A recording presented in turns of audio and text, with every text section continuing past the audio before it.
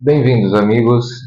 E sem mais delongas, eu vou direto ao ponto, não é? O tema deste vídeo é o lançamento do meu pequeno curso Jaber Crow, Vocação na Vida Cotidiana, dedicado a este maravilhoso romance do Wendell Berry, que tive a grande felicidade de ler no último mês e que, enfim, me deu a ideia para o curso, não é? Eu tinha pensado em tratar da literatura, da vida cotidiana, da santidade no cotidiano, da importância das coisas pequenas, não é? Para alusão a São José Maria Escrivá, claro, num curso que fosse curto, que de preferência pegasse apenas um livro para que eu pudesse dele extrair diferentes aspectos, diferentes dimensões. Então, eu me aproximei do Jaber Crow.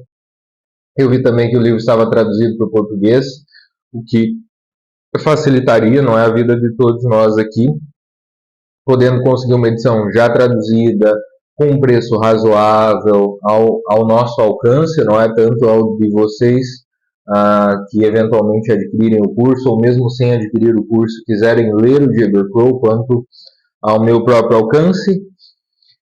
E então, quando eu comecei a ler este livro, a ideia de transformá-lo num curso, né? A ideia de, ou melhor, de fazer uma leitura e transformar esta leitura específica num curso, foi ganhando cada vez mais motivação para mim. Então, eu decidi gravar 3 aulas, disponibilizar para vocês na plataforma Hotmart, e eu intitulei este pequeno curso, que é uma leitura guiada pelo romance de Jaber Crow, de Jaber Crow, Vocação na Vida Cotidiana, tá bem?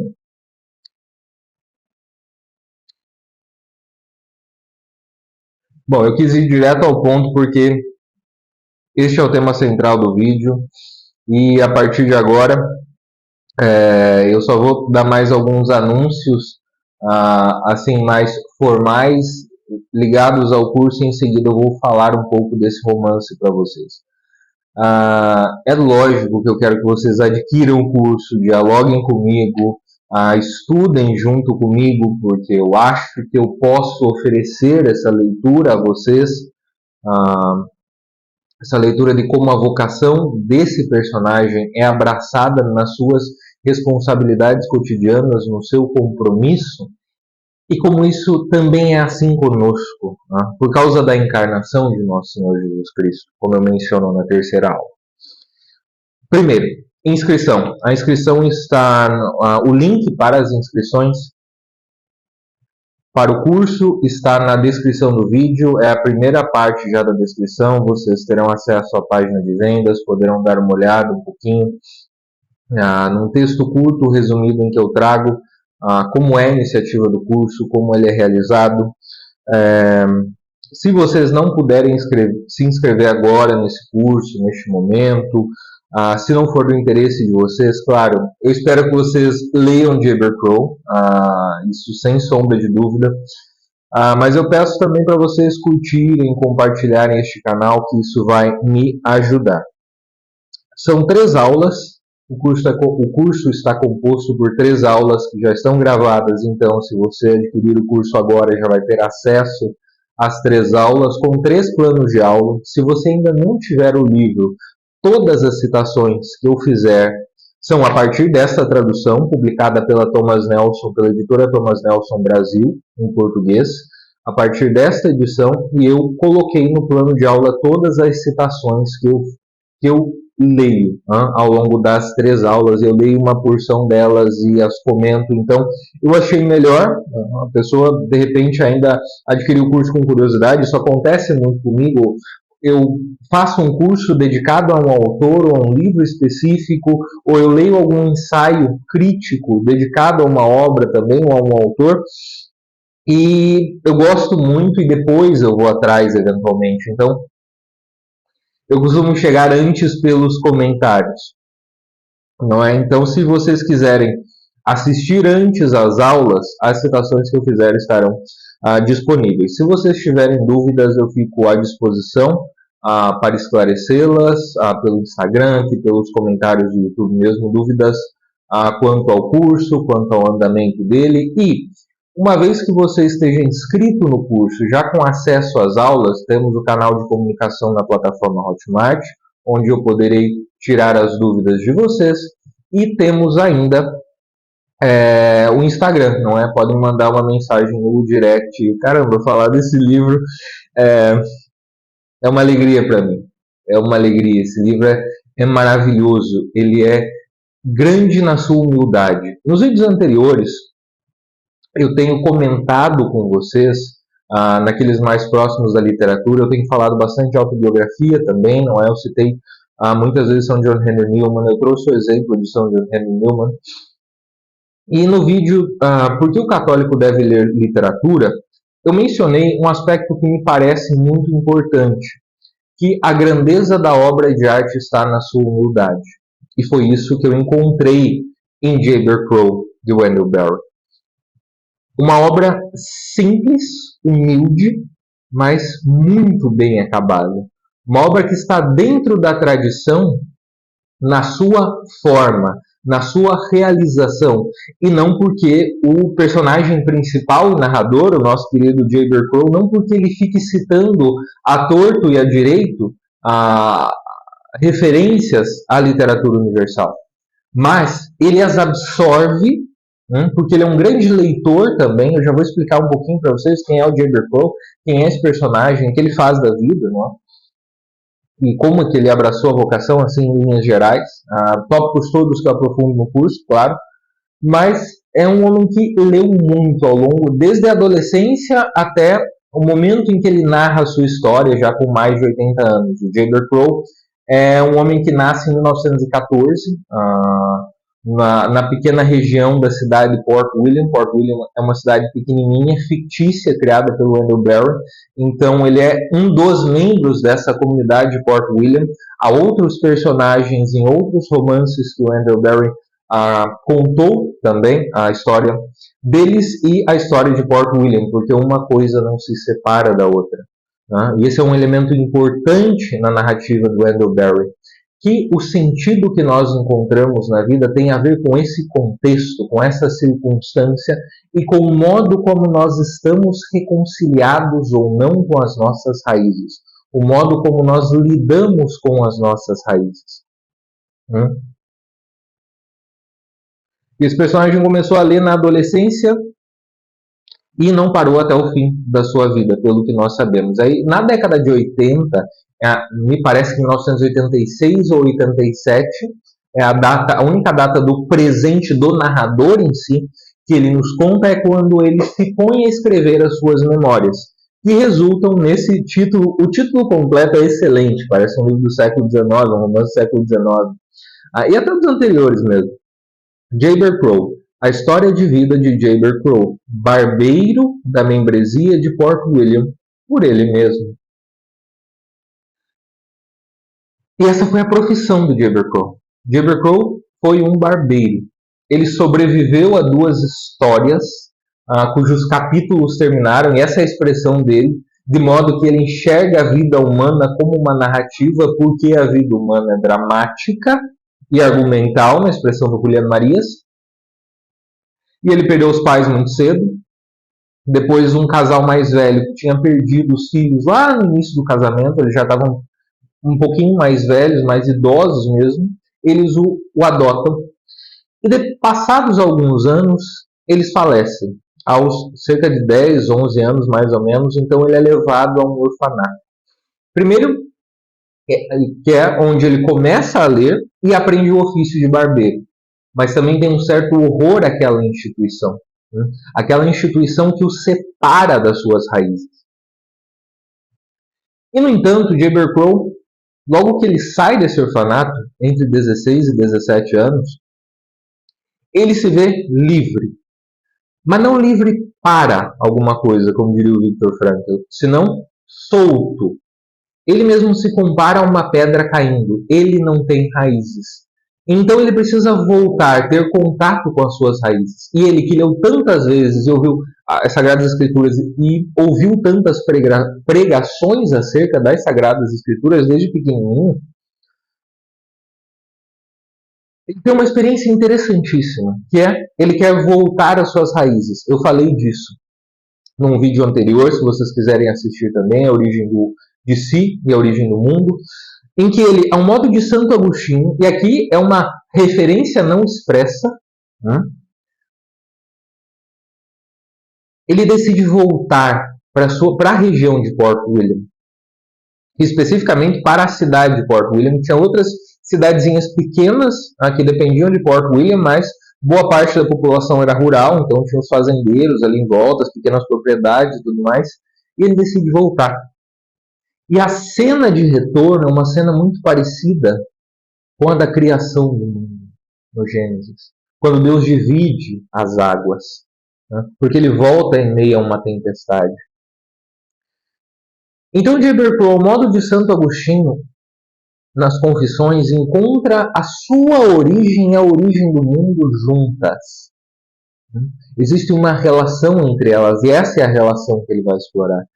Então ele deixa de ficar solto para se tornar verdadeiramente livre a partir do momento em que ele se torna barbeiro de Port William. A partir do momento em que ele é reconhecido. As pessoas sabem quem ele é, sabem quem é aquele rapaz que nasceu na pequena cidade próxima ali de Goforth, dependente de Port William, que perdeu os pais, e depois foi adotado pela tia Oth, pela tia Cord e pelo tio Oth, e que os perdeu e foi para o orfanato, também na região, etc, etc. Ele é reconhecido e ele decide ser o barbeiro de Port William, porque havia vaga, né? O único barbeiro tinha ido embora. E a partir do momento em que ele abraça esse compromisso, essa responsabilidade, de fato as coisas começam a fazer sentido para ele. A partir do momento em que ele aceita esse novo contexto, em que ele o abraça, né, a sua vocação, também intelectual, começa a despontar no J.B. Crowe. Percebam que ele é um homem que atinge o verdadeiro objetivo da formação do imaginário, de que nós tanto ouvimos falar aqui pela literatura, etc, etc. Não é que você tenha uma bagagem para que você saiba citar todos os autores do cânone ocidental ou qualquer coisa parecida, senão que você deve ler para que aquela leitura se impregne na sua vida, no modo como você se situa na realidade, no modo como você a enxerga e, consequentemente, no seu projeto de vida, em quem você quer se tornar. Porque a formação do imaginário, que contribui para a formação do caráter, supõe a imagem de quem nós queremos nos tornar, certo? E a imagem de quem nós queremos nos tornar, ela depende de quem nós somos agora, neste exato momento. Ela depende da nossa aproximação, do modo como nós enxergamos a circunstância que nós temos, os nossos deveres de hoje, por mais que eles nos aborreçam muitas vezes, e as pessoas que estão ao nosso redor. As pessoas que, direta ou indiretamente, precisam do nosso cuidado e da nossa atenção. Esses não são elementos afastados de uma vocação intelectual, por exemplo, mas essenciais para ela. Percebam que, ao mesmo tempo em que a leitura que o J.B. Crowe fazia aumentava sua capacidade de enxergar as histórias das pessoas de Port William, aquelas histórias que lhe eram contadas, imagine, o barbeiro ouvia todas as histórias, mas lhe eram contadas por aqueles que, na sua expressão, eram os lembradores de Port William. Eram os depositários da tradição. E depositário da tradição aqui significa que eles ouviram de alguém, portanto, eles foram depositários de outras pessoas. Eles se abriram para outras pessoas. Às vezes, quando a gente fala preservar a tradição, ser depositário da tradição, ainda parece um negócio abstrato. Mas nós devemos nos lembrar sempre de que a tradição nos é permitam-me a redundância, transmitida por outras pessoas. Por pessoas que têm uma história, uma narrativa existencial, dramática e argumental. Então, uma das maneiras, de fato, de manter a tradição viva é prestarmos atenção em quem nos lega a tradição. E como é que nós fazemos isso? Bom, o exercício de atenção é um exercício de amor. O exercício de amor que a gente pode ter conversando com o vizinho, que a gente pode ter fazendo qualquer das nossas tarefas cotidianas. Porque é exatamente isso que o Jay Bercow faz. Então, ele lia, a leitura lhe dava ferramentas, lhe dava recursos imaginativos para que ele pudesse observar e enxergar melhor Port William e as pessoas com quem ele conversava. E, ao mesmo tempo, esse contato atento e, portanto, amoroso com a realidade lhe permite ler melhor, ainda que nós não precisamos saber disso. E como é que a gente sabe que ele leu melhor? Porque ele deixou um legado, ele deixou as suas próprias palavras. Ele se tornou um escritor. E só se torna um escritor quem é um grande leitor. E a história que ele conta é a história de Port William, que não está separada da história dele. Para vocês terem uma ideia, o primeiro capítulo é maravilhoso. Porque o primeiro capítulo, escrito já por esse homem idoso, aposentado, morando numa casinha de campo, ali nas redondezas mesmo de Port William, mas não no centro da cidade. O primeiro capítulo conta o coração dos 32 anos que Jay Bercow passou trabalhando como barbeiro de Port William. Então ele começa a contar anedotas, ou seja, ele puxa do material para o espiritual. Daquilo que aconteceu em um determinado dia, mas que reverberou na alma dele. Por quê?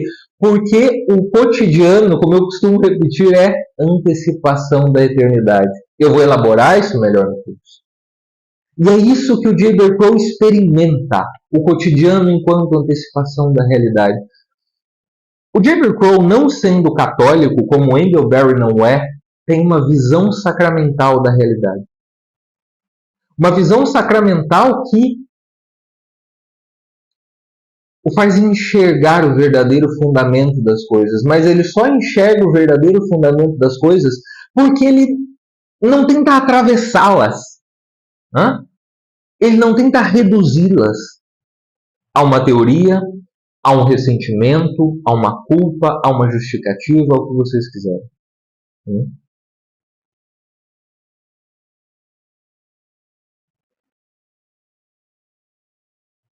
Bom, já falei de tudo, o tópico segundo deste vídeo, né, depois das partes um pouquinho mais técnicas e de divulgação.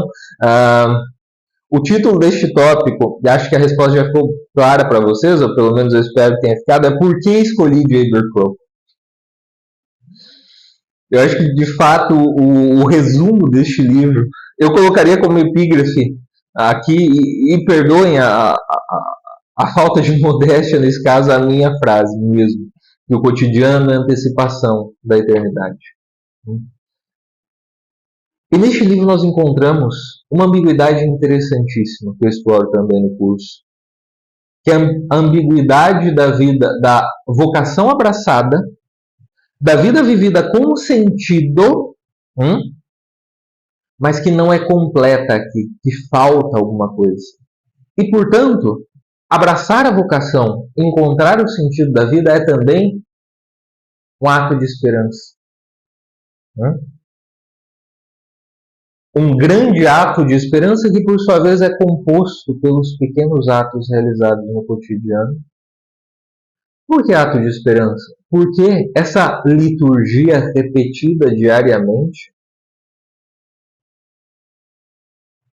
no fundo, é a esperança de que aquilo continue na eternidade, mais perfeitamente, completamente, de algum modo.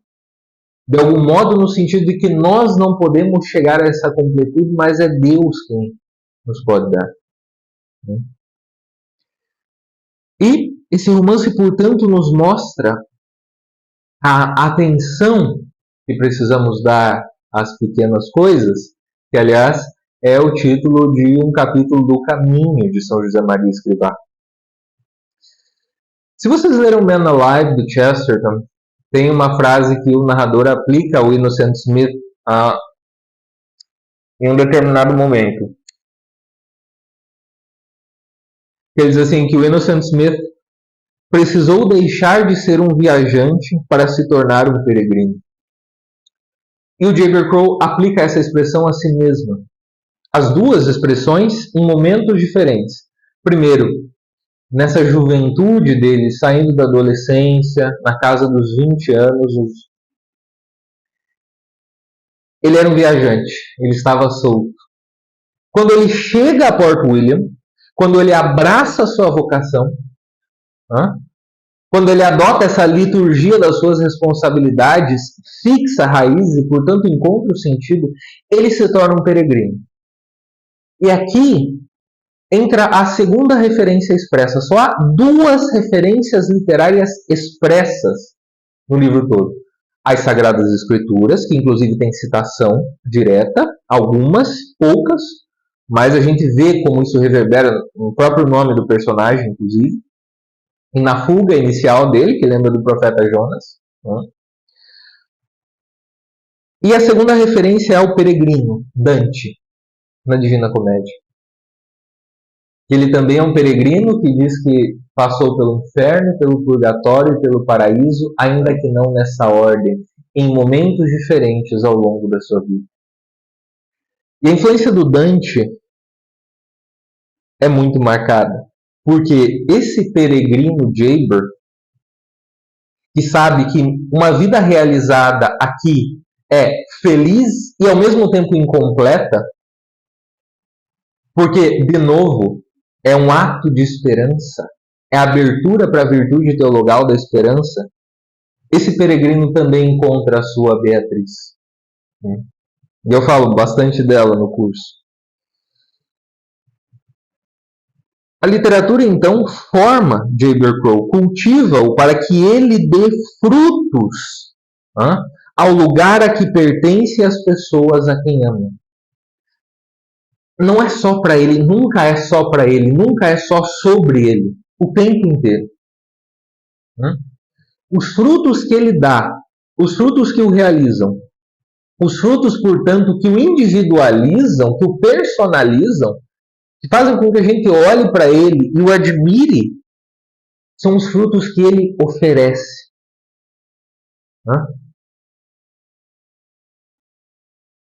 Ele oferece a quem ele ama. Portanto, é amando, é se entregando, que ele se singulariza e realiza a sua vocação literária. Não é nada para ele. E o meu objetivo com o curso Jayber Crow, a vocação na vida cotidiana, é que este livro, este romance maravilhoso do Andrew Barry, faça o mesmo por você que está me assistindo. Que ele seja uma parte da sua vida. Que você o integre à sua vida. Que você, sei lá, talvez dentro de alguns anos nem lembre que leu. Acho pouco provável. Mas assim, que ele faça parte, que ele se torne uma parte de quem você é, que você o assimile de tal modo que você queira viver isso também. Que você aprenda a enxergar essa possibilidade humana de encontrar a vocação no cotidiano, mesmo com frustrações, mesmo com sofrimento, também é sua. Essa possibilidade também é sua, também é minha, é de todos nós. Mas nós precisamos aprender a enxergar. E eu acho que esse livro nos ajuda a enxergar melhor. E foi por isso que eu decidi fazer este curso, meus amigos. Agradeço pela atenção de vocês. Peço que vocês se inscrevam no curso. Será uma imensa alegria poder contar com a participação de vocês. E eu continuo por aqui no YouTube. Então, até o próximo vídeo.